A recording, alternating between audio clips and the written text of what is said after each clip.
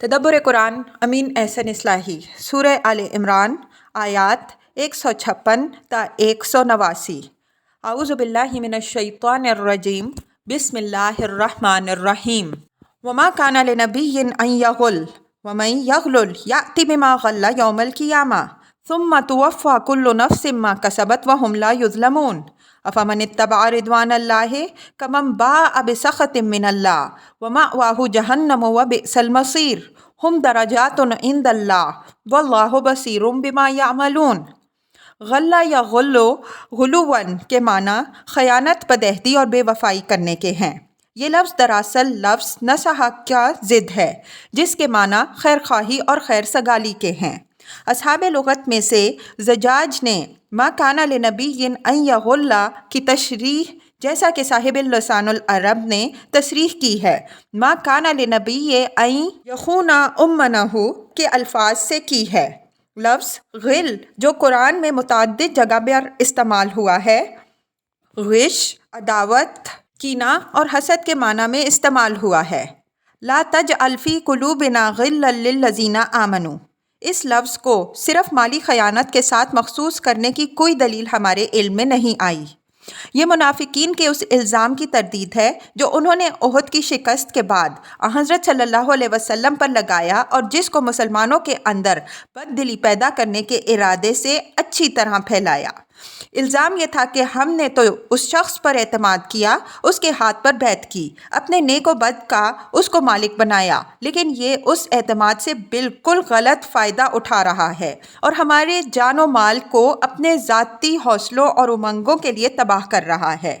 ہم نے تو واضح طور پر یہ مشورہ دیا تھا کہ شہر کے اندر رہ کر دشمن کا مقابلہ کیا جائے، لیکن انہوں نے ہمارے مشوروں کی اور ہمارے بھائیوں کی جانوں کی کوئی قدر و قیمت نہ سمجھی اور ان کو ایک بالکل نامناسب مقام میں لے جا کر دشمن سے تہ تیغ کرا دیا۔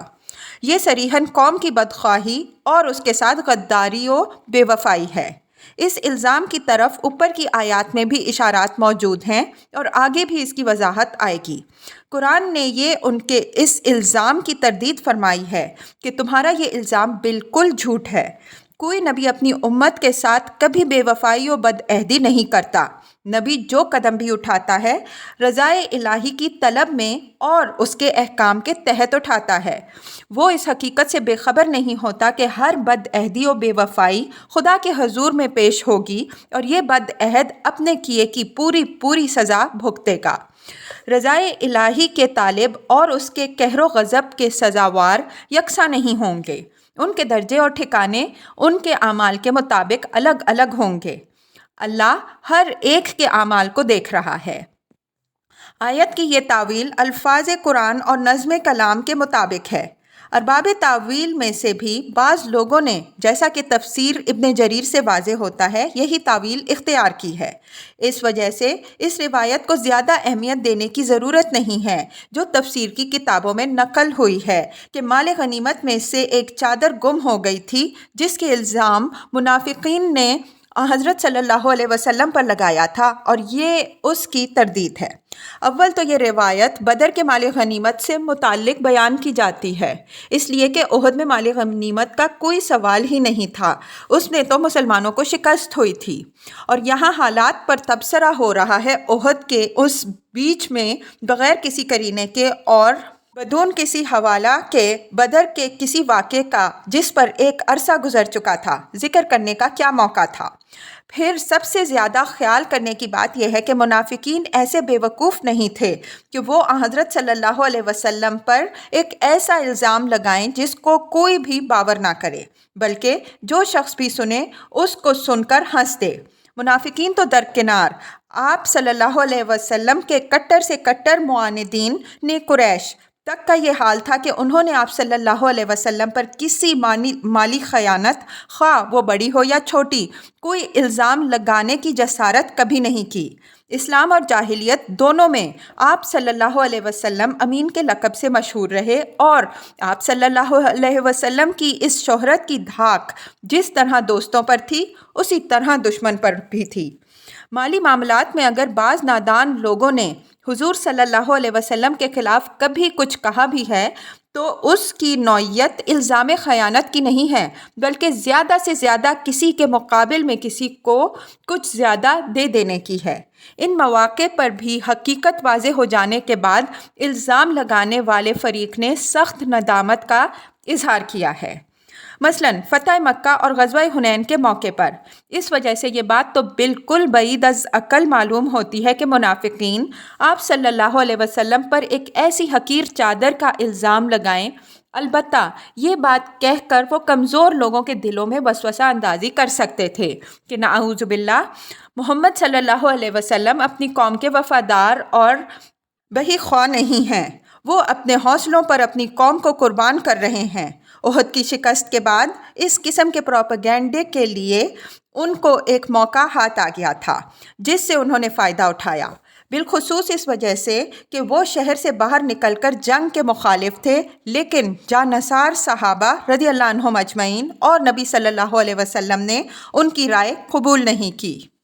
لقد من اللہ علی المؤمنین اذ بعث فیہم رسولا من انفسہم یتلو علیہم آیاتہ ویزکیہم ویعلمہم الکتاب والحکمہ وإن کانوا من قبل لفی ضلال مبین۔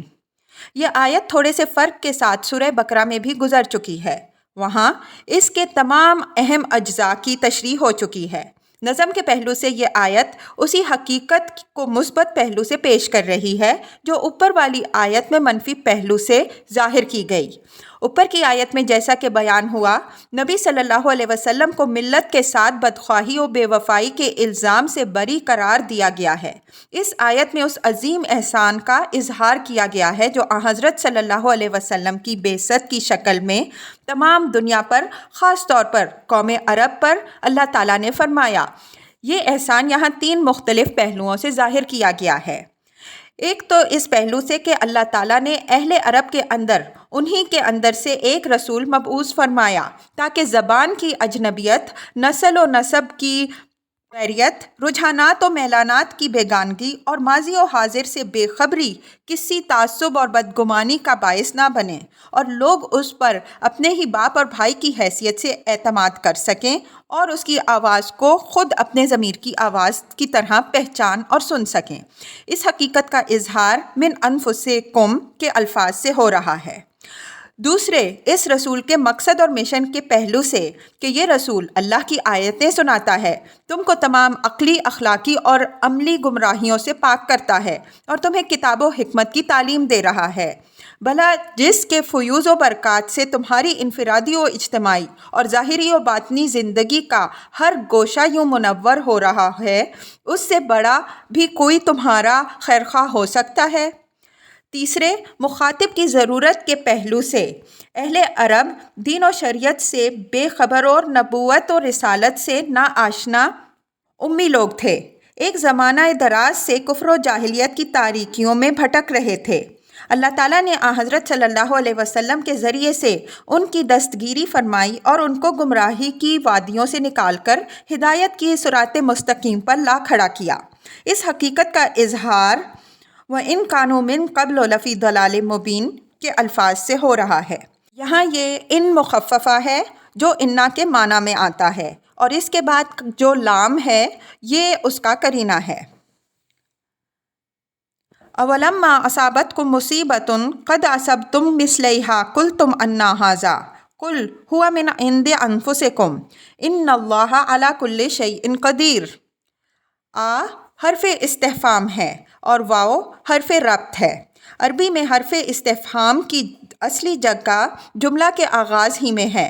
مثلاً افبہذا الحدیث انتم مدہنون، کیا 81۔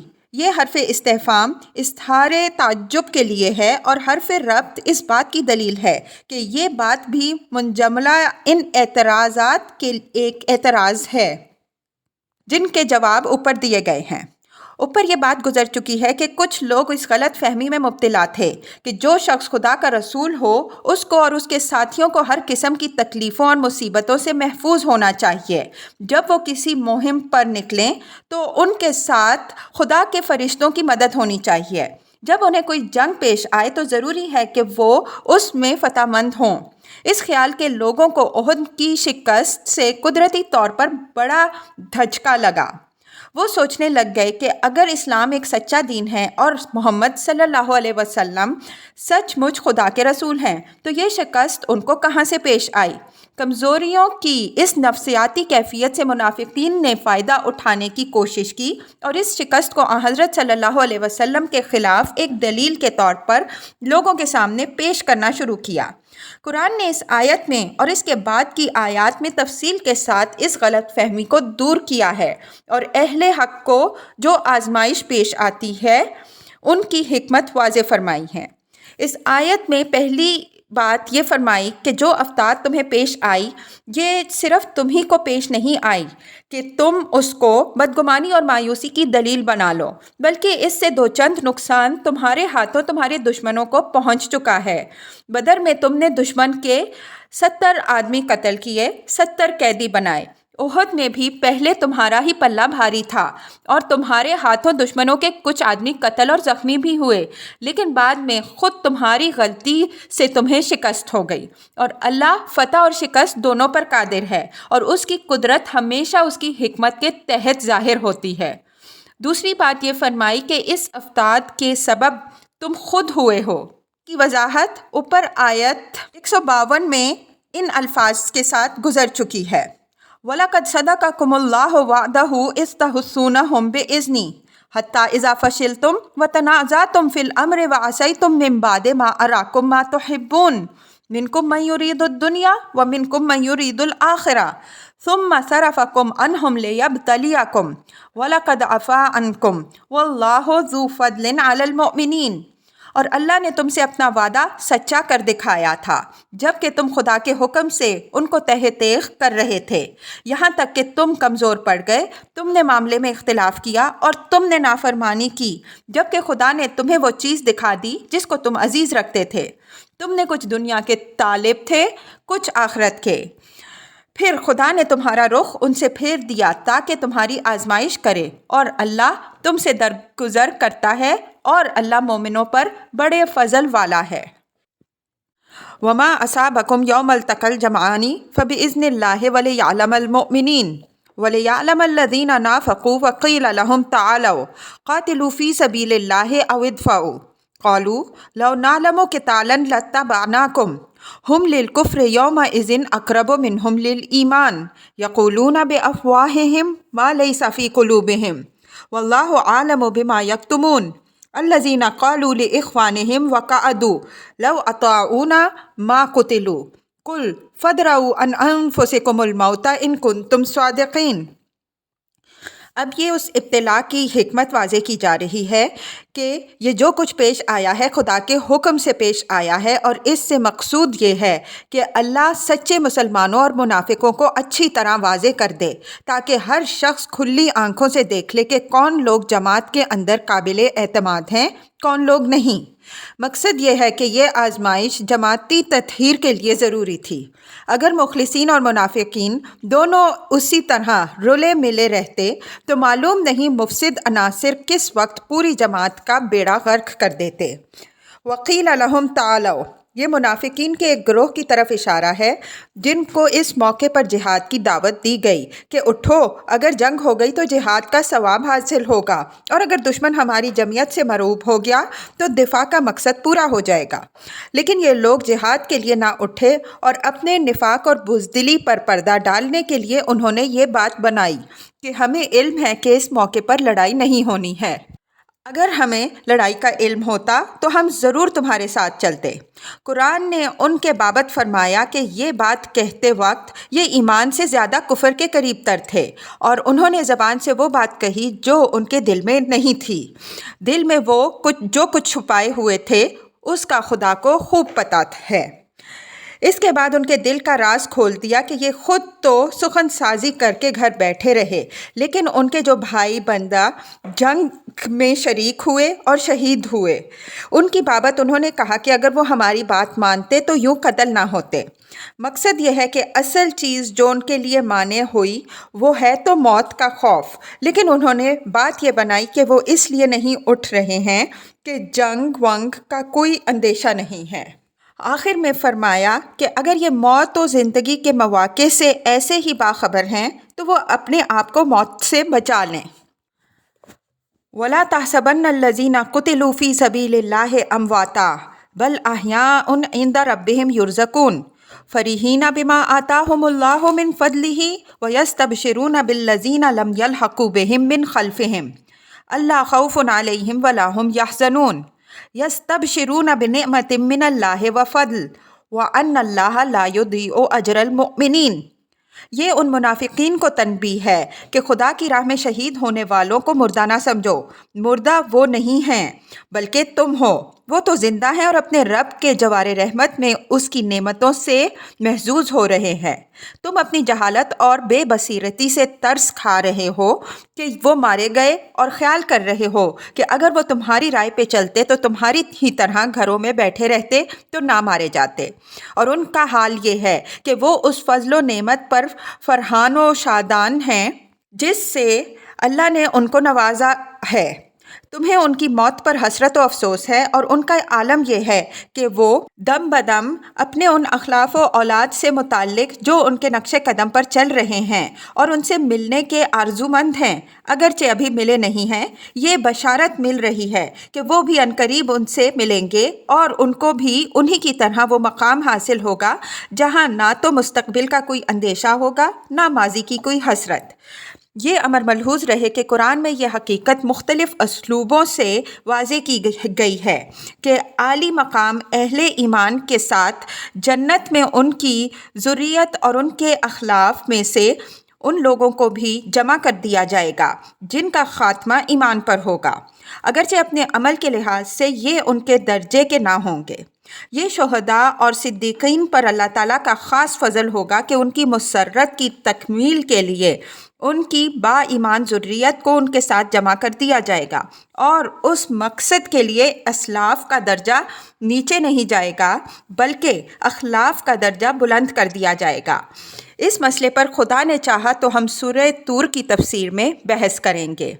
ان آیات پر غور کیجئے تو معلوم ہوگا کہ قرآن نے نہایت بلاغت کے ساتھ ان تمام برے اثرات کو مٹایا ہے جو منافقین مسلمانوں کے دلوں پر عموماً اور شہداء کی ذریات اور ان کے اخلاق پر خصوصاً ڈالنا چاہتے تھے۔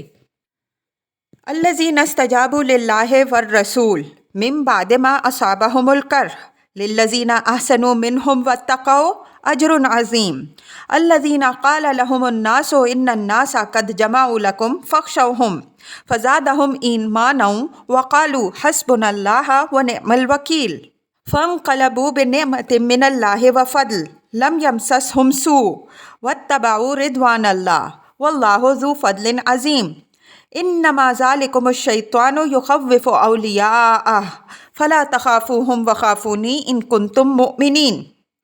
الذین ان مومنین کی صفت ہے جن کا ذکر اوپر ہوا۔ اس صفت کے اضافے نے کلام کو بالکل مطابق حال بنا دیا، اور اوپر والی آیت میں جو اصولی بات فرمائی گئی تھی اس کا ایک متعین محمل سامنے آ گیا، یعنی اس عظیم اجر کے مستحق وہ لوگ ٹھہریں گے جن کے عزم و ایمان کا حال یہ ہے کہ احد کی شکست کا زخم کھانے کے بعد بھی ان میں کوئی غم نہیں پیدا ہوا، بلکہ جو ہی اللہ اور رسول کی طرف سے ایک تازہ مہم کی منادی ہوئی وہ اٹھ کھڑے ہوئے۔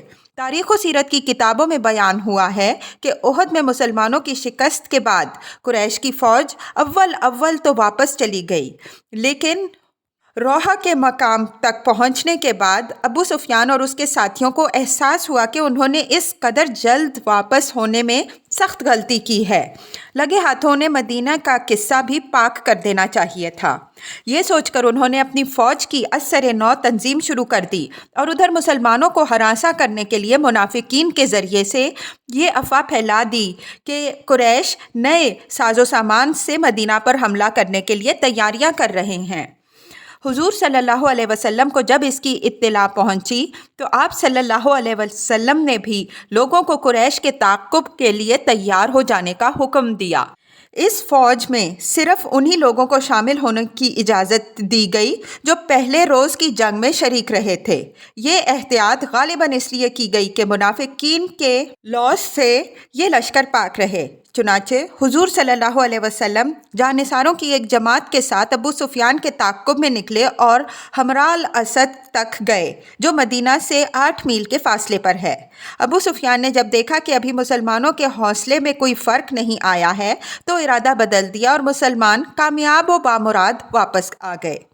للذین احسنوا منہم واتقوا، یہاں احسان اللہ اور رسول کی وفاداری کے حق کو بہتر سے بہتر شکل میں ادا کرنے اور تقوی نفاق کی تمام آلائشوں سے بچنے کے معنی میں ہے۔ یہ درجہ ایک نہایت اونچا درجہ ہے اور اس کے لیے جد و جہد کرنے والوں کے درجات و مراتب ان کی باطنی خلوص اور ان کے ظاہری اعمال اور اقدامات کے لحاظ سے مختلف ہوتے ہیں۔ الذین قال لهم الناس الی الآیہ میں مذکورہ اصحاب احسان کا بیان ہے کہ جب منافقین نے ان کو ہراساں کرنے کے لیے یہ افواہ پھیلائی کہ قریش نئے ساز و سامان کے ساتھ حملہ کی پھر تیاریاں کر رہے ہیں، تو یہ خبر بجائے اس کے کہ ان کے اندر خوف و ہراس پیدا کرتی، ان کے عزم و ایمان کو بڑھانے کا سبب بن گئی۔ قاعدہ ہے کہ جس کنویں کے سوتے زوردار ہوں اس کے اندر سے جتنا ہی پانی نکالا جائے اتنا ہی اس کے سوتے اور زیادہ جوش کے ساتھ ابلتے ہیں۔ اسی طرح آگ اگر قوت ور ہو تو گیلی لکڑی بھی اس میں ڈالیے تو اس کو بھی اپنی غذا بنا کر مزید طاقتور بن جاتی ہے۔ یہی حال اصحاب عزم و ایمان کا ہے، ان کو بھی رکاوٹیں ضعیف کرنے کے بجائے اور زیادہ پرعزم اور پرحوصلہ بنا دیتی ہیں۔ ہر آزمائش ان کی مخفی صلاحیتوں کے لیے مہمیز کا کام دیتی ہے اور ہر امتحان ان کے لیے فتح مندی کا ایک نیا میدان کھولتا ہے۔ رکتی ہے میری اتباع تو ہوتی ہے رواں اور۔ وقالوا حسبنا اللہ ونعم الوکیل، یہ اس زیادت ایمان کا مظہر ہے جس کا ذکر فزادہم ایمانا کے الفاظ سے ہوا ہے۔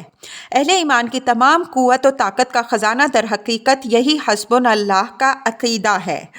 مومن کا ایمان اس بات پر ہوتا ہے کہ تمام قوت و طاقت اللہ وحدہ لا شریک ہی کے ہاتھ میں ہے۔ تو جب بندہ خدا کے مقرر کیے ہوئے کسی فرض کو ادا کرنے کے لیے خود خدا ہی کے حکم سے اٹھ رہا ہے تو اس کو دنیا کی کوئی طاقت کس طرح ڈرا سکتی ہے؟ بہترین ہستی جس کو بندہ اپنا معاملہ سپرد کر سکتا ہے وہ خدا کی ہستی ہے۔ تو جس نے خدا کو اپنا وکیل اور معتمد بنایا، اب اس کے لیے کسی خوف و ہراس کی گنجائش کہاں باقی رہی؟ کیا غم ہے اگر ساری خدائی ہو مخالف، کافی ہے اگر ایک خدا میرے لیے ہے۔ انما ذالکم الشیطان الی الآیہ، یعنی یہ ڈراوے سب شیطان کی طرف سے ہیں اور اس طرح وہ تم پر اپنا اور اپنے ساتھیوں اور دوستوں کا رعب جمانا چاہتا ہے، تو تم شیطان اور اس کے ساتھیوں سے نہ ڈرو بلکہ صرف مجھی سے ڈرو اگر تم سچے مومن ہو۔ ظاہر ہے کہ یہاں شیطان اور اس کے اولیاء سے اشارہ قریش اور ان کے ساتھیوں کی طرف ہے، اور ان سے جس ڈر کی ممانعت کی گئی ہے وہ یہ ڈر ہے جس کا ہوا منافقین دکھا رہے تھے کہ ان کے ڈر سے خدا کے دین کے احکام و مطالبات کو پس پشت ڈال دیا جائے۔ وَلَا يَحْزُنْكَ الَّذِينَ يُسَارِعُونَ فِي الْكُفْرِ إِنَّهُمْ لَن يَضُرُّوا اللَّهَ شَيْئًا يُرِيدُ اللَّهُ أَلَّا يَجْعَلَ لَهُمْ حَظًّا فِي الْآخِرَةِ وَلَهُمْ عَذَابٌ عَظِيمٌ إِنَّ الَّذِينَ اشْتَرَوُا الْكُفْرَ بِالْإِيمَانِ لَن يَضُرُّوا اللَّهَ شَيْئًا وَلَهُمْ عَذَابٌ أَلِيمٌ وَلَا يَحْسَبَنَّ الَّذِينَ كَفَرُوا أَنَّمَا نُمْلِي لَهُمْ خَيْرٌ لِأَنفُسِهِمْ إِنَّمَا نُمْلِي لَهُمْ لِيَزْدَادُوا إِثْمًا وَلَهُمْ عَذَابٌ مُهِينٌ ما كان الله ليذر المؤمنين على ما أنتم عليه حتى يميز الخبيث من الطيب وما كان الله ليطلعكم على الغيب ولكن الله يجتبي من رسله من يشاء فآمنوا بالله ورسله وَإِن تُؤْمِنُوا وَتَتَّقُوا فَلَكُمْ أَجْرٌ عَظِيمٌ۔ یہ آیتیں پیغمبر صلی اللہ علیہ وسلم اور مسلمانوں کی طرف التفات کی نوعیت کی ہیں۔ احد کی شکست کے بعد، جیسا کہ اوپر والی آیات سے واضح ہے اور ہم سورہ کی تمہید میں بھی اشارہ کر چکے ہیں، وہ لوگ جو منافقانہ اسلام کی صفوں میں آ گھسے تھے یا تو اعلانیہ کفر کی طرف پلٹ گئے یا پلٹ جانے کے لیے تمہیدیں استوار کرنے لگ گئے۔ یہ لوگ اس طمع خام میں مبتلا ہو گئے کہ قریش کی حمایت کر کے اس دین کو شکست دی جا سکتی ہے، چنانچہ ان کی تمام سرگرمیاں اسلام اور مسلمانوں کی مخالفت اور کفر اور اہل کفر کی حمایت کے لیے وقف ہو گئیں۔ اس صورتحال پر ارشاد ہوا کہ اس سے ذرا بھی پریشان ہونے کی ضرورت نہیں ہے۔ کفر کی راہ میں ان لوگوں کی یہ سرگرمیاں اللہ اور اس کے دین کو ذرا بھی نقصان نہ پہنچا سکیں گی۔ جو لوگ کفر کو ایمان پر ترجیح دے رہے ہیں، اللہ بھی ان کے لیے یہی چاہتا ہے کہ آخرت میں ان کا حصہ صرف دردناک عذاب ہو۔ اللہ نے ان کی معاندانہ سرگرمیوں کے باوجود ان کو جو ڈھیل دے رکھی ہے، اس ڈھیل کو یہ اپنی کامیابی سمجھتے ہیں، حالانکہ یہ ان کی کامیابی نہیں ہے، بلکہ اللہ تعالیٰ یہ چاہتا ہے کہ ان پر حجت تمام ہو جائے اور ان کے گناہوں کا پیمانہ اچھی طرح لبریز ہو جائے، تاکہ جب ان کی کشتی ڈوبے تو پھر اس کو ابھرنا نصیب نہ ہو۔ اس ڈھیل کے بعد ان کے لیے صرف ذلیل کرنے والا عذاب ہے، ایسا عذاب جس کے بعد کسی کو بھی ان سے کوئی ہمدردی نہیں ہوگی، بلکہ صرف دنیا اور آخرت کی رسوائی ہوگی۔ ما کان اللہ لیذر المؤمنین الی الآیہ، یہ اشارہ ہے اس حکمت کی طرف جو احد کی اس آزمائش میں اہل ایمان کے لیے مضمر تھی۔ فرمایا کہ اب تک مسلمانوں کی جماعت خام و پختہ، خبیث و طیب اور مخلص و منافق ہر قسم کے افراد پر مشتمل رہی ہے۔ یہ بات اللہ تعالیٰ کی حکمت کے خلاف تھی کہ جو جماعت تمام دنیا کی صلاح و فلاح کا ذریعہ بننے والی ہے، وہ اس طرح صالح اور فاسد کا ملغوبہ بنی رہے۔ چنانچہ اس نے چاہا کہ اس کے فاسد عناصر کو اس سے الگ کیا جائے تاکہ مخلص اہل ایمان ابھر کر سامنے آئیں اور اپنی صلاحیتوں کے مطابق پروان چڑھیں۔ اس کے لیے ایک شکل تو یہ تھی کہ تمام مسلمانوں کو غیب کا علم دے دیا جاتا کہ وہ خود معلوم کر سکتے کہ کون ان کے اندر مخلص ہے، کون منافق۔ لیکن یہ بات اللہ کی سنت کے خلاف ہے کہ وہ غیب کے اسرار سے ہر ایک کو واقف کر دے۔ غیب کی باتوں کے لیے اپنے رسولوں میں سے وہ جن کو چاہتا ہے منتخب کرتا ہے اور ان کو امور غیب میں سے جس چیز سے چاہتا ہے آگاہ فرماتا ہے۔ اس کی دوسری شکل یہ تھی کہ تمہاری جماعت کو کوئی ایسا امتحان پیش آئے جو خود تمہارے کھرے اور کھوٹے اور مخلص و منافق کو چھانٹ کر الگ کر دے۔ یہی شکل اللہ کی سنت کے مطابق ہے۔ چنانچہ واقعہ احد کی صورت میں یہ امتحان تمہارے سامنے آ گیا اور اس امتحان نے تمہارے کھرے اور کھوٹے میں امتیاز کر دیا۔ فآمنوا باللہ ورسلہ الی الآیہ، یہ اس امتحان کی برکات سے پورا فائدہ اٹھانے اور ایمان و تقوی کے تمام تقاضے پورے کرتے رہنے کی تاکید ہے، تاکہ اس تطہیر کے بعد نفاق کی بیماری کو پھر جماعت کے اندر گھسنے کی راہ نہ ملے۔ یہاں یہ فعل اپنے کامل معنی میں ہے اور آخر میں اس کے اجر عظیم کا وعدہ ہے۔ وَلَا يَحْسَبَنَّ الَّذِينَ يَبْخَلُونَ بِمَا آتَاهُمُ اللَّهُ مِنْ فَضْلِهِ هُوَ خَيْرًا لَهُمْ بل ہوا شر لہم سیطوقون ما بخلوا به یوم القیامة وللہ میراث السماوات والارض واللہ بما تعملون خبیر۔ لقد سمع اللہ قول الذین قالوا ان اللہ فقیر ونحن اغنیاء سنکتب ما قالوا وقتلهم الانبیاء بغیر حق ونقول ذوقوا عذاب الحریق ذلک بما قدمت ایدیکم وان اللہ لیس بظلام للعبید۔ اہل نفاق جس طرح اپنی جان کے معاملے میں چور ہوتے ہیں، اسی طرح اپنے مال کے معاملے میں بھی چور ہوتے ہیں۔ اس وجہ سے ان کی اس کمزوری پر بھی تنبیہ فرمائی کہ تاکہ مسلمان اس بیماری سے بھی ہوشیار رہیں۔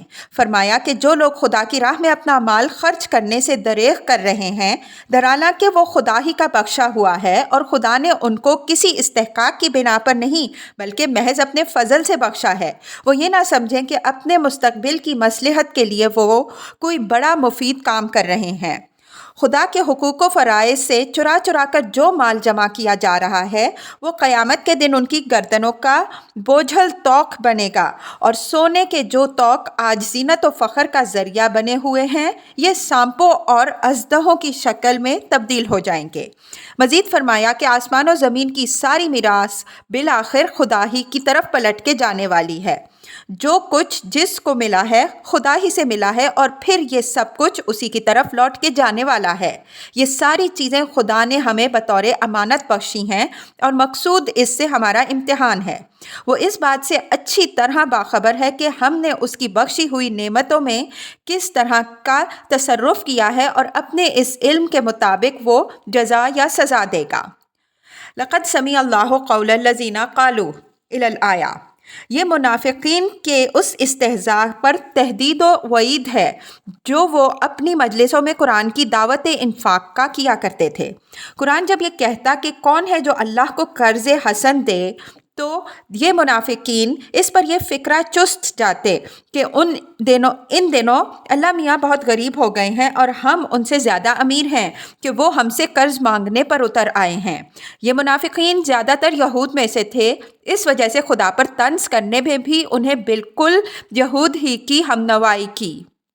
سورہ مائدہ میں یہود کا یہ قول جو نقل ہوا ہے کہ ید اللہ مغلولہ، اس کی نوعیت بھی جیسا کہ ہم تشریح کریں گے بالکل یہی تھی۔ وہ بھی قرآن کی مذکور بالا دعوت انفاق کا مذاق اڑانے کے لیے کہتے تھے کہ آج کل مسلمانوں کے اللہ میاں کا ہاتھ بہت تنگ ہے کہ وہ بندوں سے قرض مانگتے پھرتے ہیں۔ اس پر اللہ تعالیٰ نے یہ فرمایا سنکتب ما قالوا، یہ جو کچھ انہوں نے کہا ہے اس کو ہم نے نوٹ کر لیا۔ فن بلاغت کے ادا شناس اندازہ کر سکتے ہیں کہ ان دو لفظوں کے اندر جو قہر و غضب چھپا ہوا ہے اس کی تعبیر ہم عاجزوں کے قلم سے صفحوں میں بھی ممکن نہیں ہے۔ پھر اس سے زیادہ بلیغ بات یہ ہے کہ اسی پر عطف کر دیا ہے وَقَتْلِهِمُ الْأَنْبِيَاءَ بِغَيْرِ حق کو، یعنی ان کے ناحق قتل انبیاء کو بھی ہم نے لکھ رکھا ہے۔ یہ قتل انبیاء کا جرم ظاہر ہے کہ یہود کا تھا۔ منافقین کے ایک قول اور یہود کے ایک فعل کو ایک ہی زمرے میں اس طرح شمار کرنا اور دونوں کے لیے ضمیر بھی ایک ہی استعمال کرنا یہاں دو باتوں پر دلیل ہے۔ ایک تو اس بات پر کہ یہ سنگین بات کہہ کر یہ منافقین یہود کی سی برادری میں پھر جا شامل ہوئے ہیں جس سے نکل کر انہوں نے اسلام میں داخل ہونے کا ڈھونگ رچایا تھا۔ دوسری یہ کہ منافقین کا یہ استہزاء اور یہود کا یہ عمل دونوں ایسے سنگین جرائم ہیں کہ خدا ان کو بھولنے والا نہیں ہے، بلکہ وہ بھی ایک دن ان سے کہے گا کہ ذوقوا عذاب الحریق، خدا کا یہ عذاب چکھو، اور یہ عذاب جو کچھ بھی ہوگا ان کے اعمال ہی کا ثمرہ و نتیجہ ہوگا، اس لیے کہ اللہ تعالیٰ بندوں پر کسی قسم کا ظلم کرنے والا نہیں ہے۔